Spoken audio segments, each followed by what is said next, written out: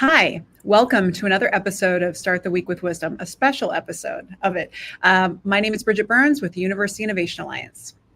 I'm Doug Lederman from Inside Higher Ed.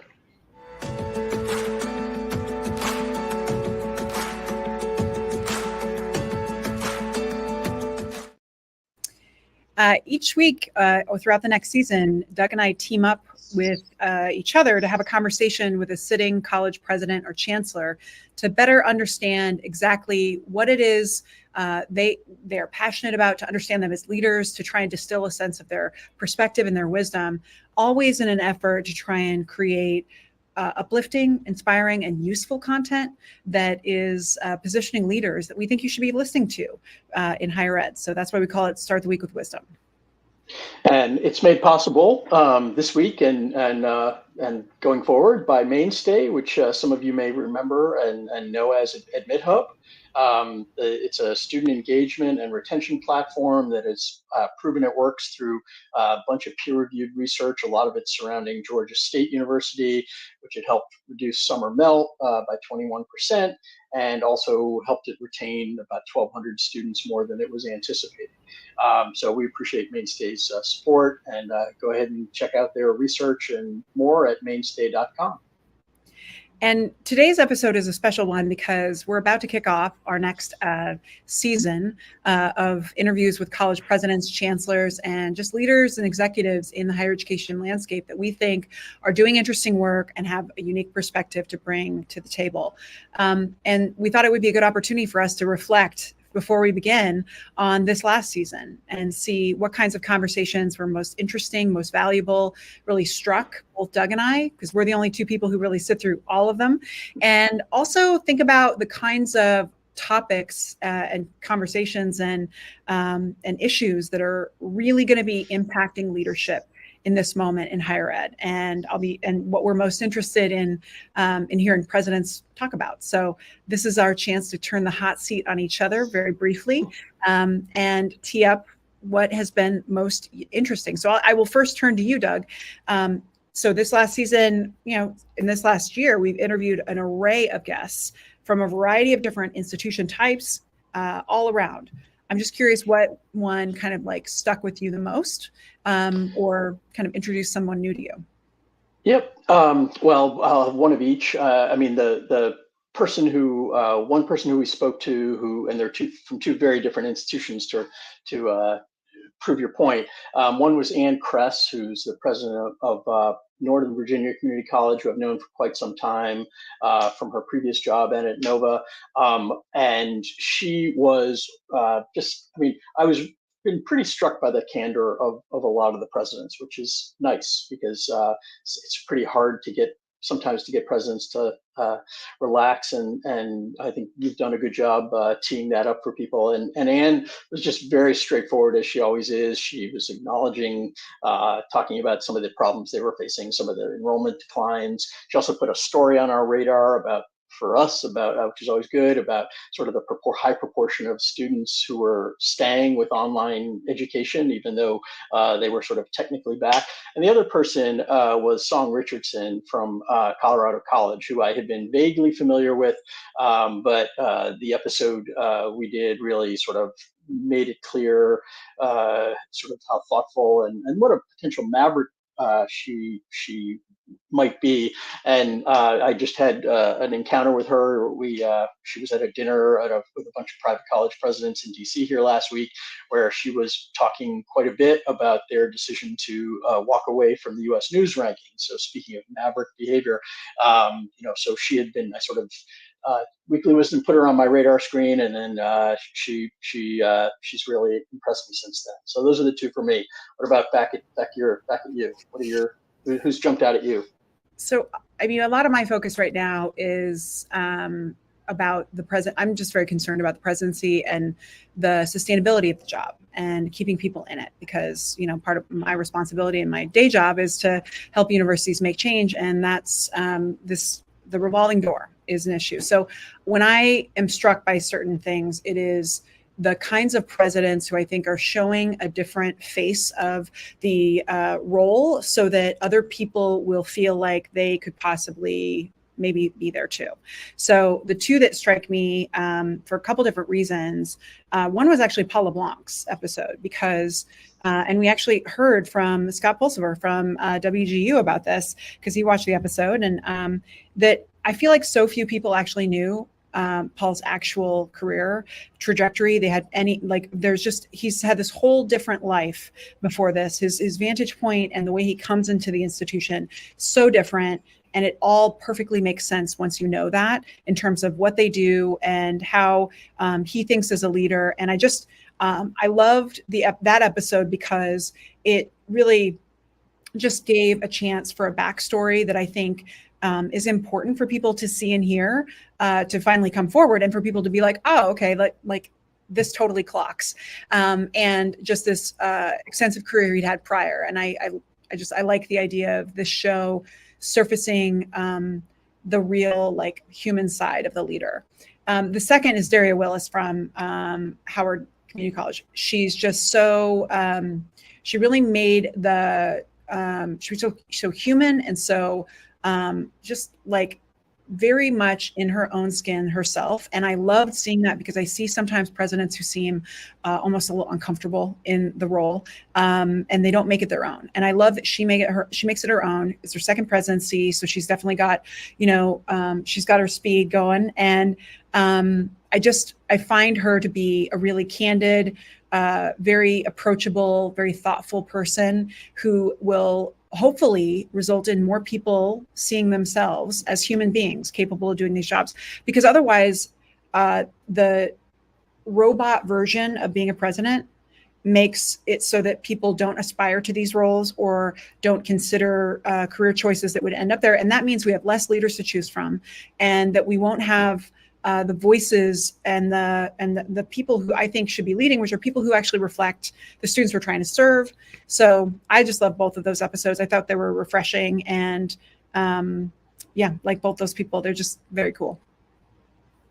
I think the question of authenticity is a really interesting one. We just published an issue of our, not to be too promotional, but of our new newsletter, The Sandbox, and it was essays from two presidents about the limits and the possibilities of authenticity in the job. And I think it's really, I agree with you about Daria particularly. I mean, she's very much herself. And I think I felt that way about Song Richardson as well. And they are sort of showing a different kind of presidency. And I think you've done a good job ensuring that we're hearing from different kinds of voices and different types of leaders in this venue.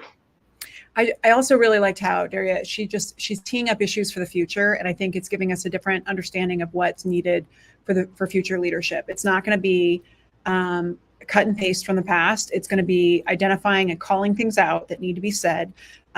There's a level of candor and also just accessibility that is needed in this next chapter, especially as, I'm like, you and I see all the time the skepticism about higher ed and the public, right?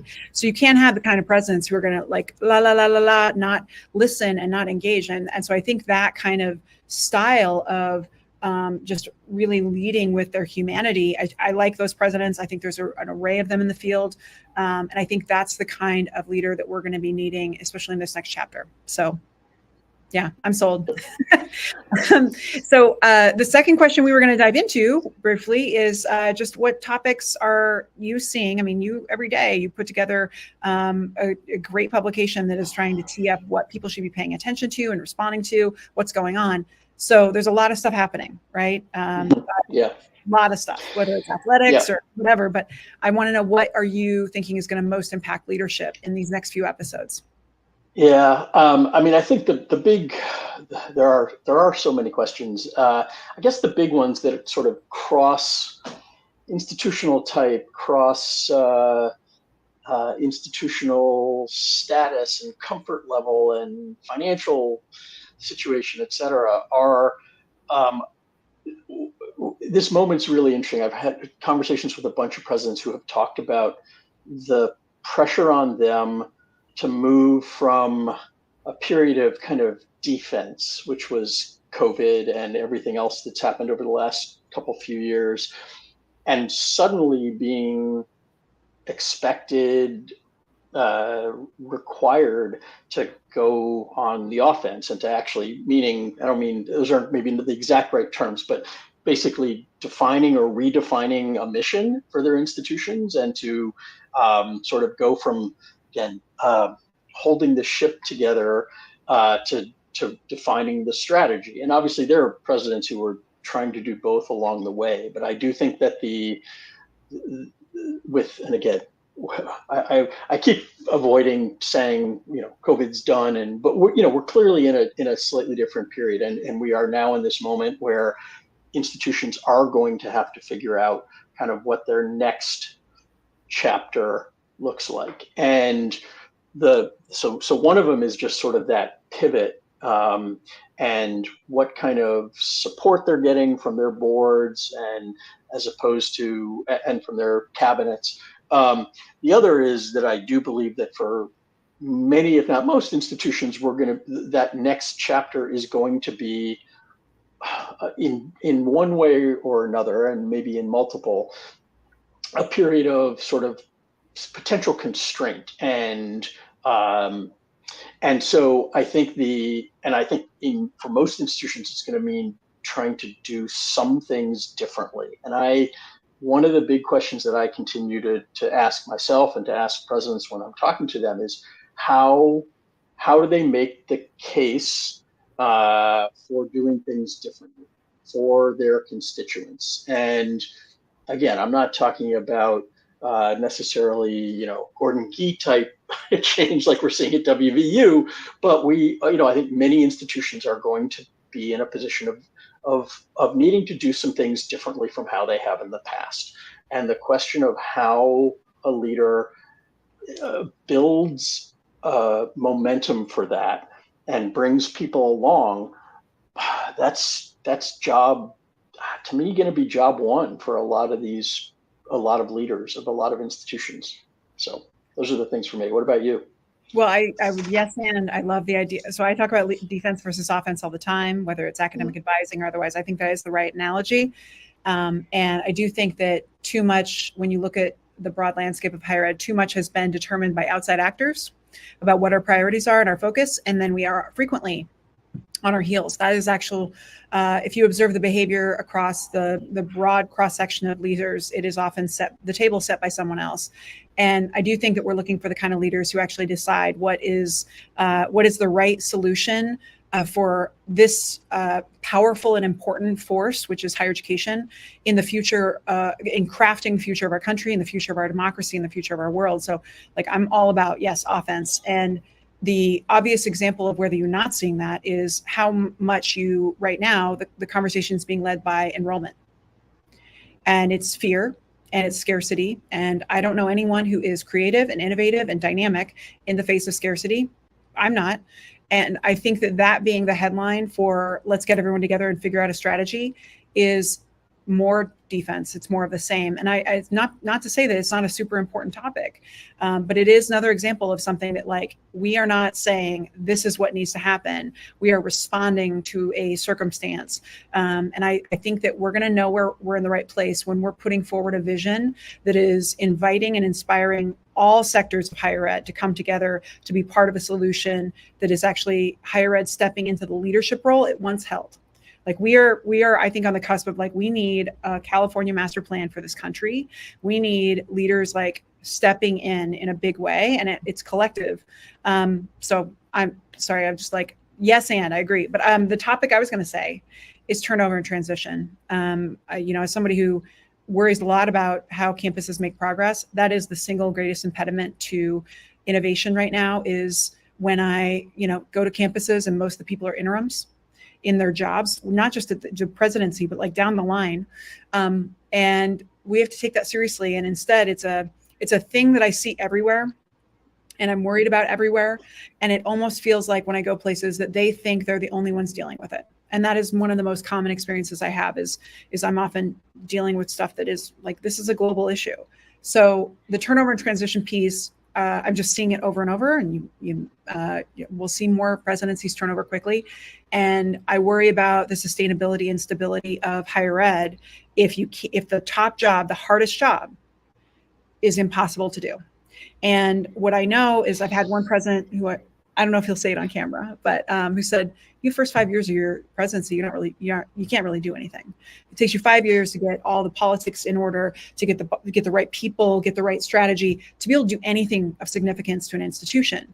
And so when you see all these campuses where you have presidents go 5 years, 4 years, 5 years, 5 years, the hoppers, I think they leave a wake of damage behind them because those institutions haven't made progress. They're just kind of constantly turning over. So that for me is a huge, that's a threat that right now I think boards and how politicized they are becoming make it so a job that is already impossible, they're making it really impossible. And I'm worried about what that does for students when there's this revolving door at the top. So what can we do to stabilize it is what I want to know. It's a really interesting set of questions. I mean, if that president you were talking about is right, and 5 years is the minimum you need, and the latest ACE data show that the average is 5.5 now, down from 6.1 or something just 5 or 6 years ago. That's not a good recipe. I am curious, and I think it's the way you framed it a little bit. You were talking about sort of the presidencies being limited. Well, you talked about both the board expectations, et cetera. Yes, there are forces forcing the presidents out or limiting their stays. There's also a careerism, the hoppers you were talking about, who are leaving after a short period of time. So I don't know which is greater. I mean, it's a bad combo.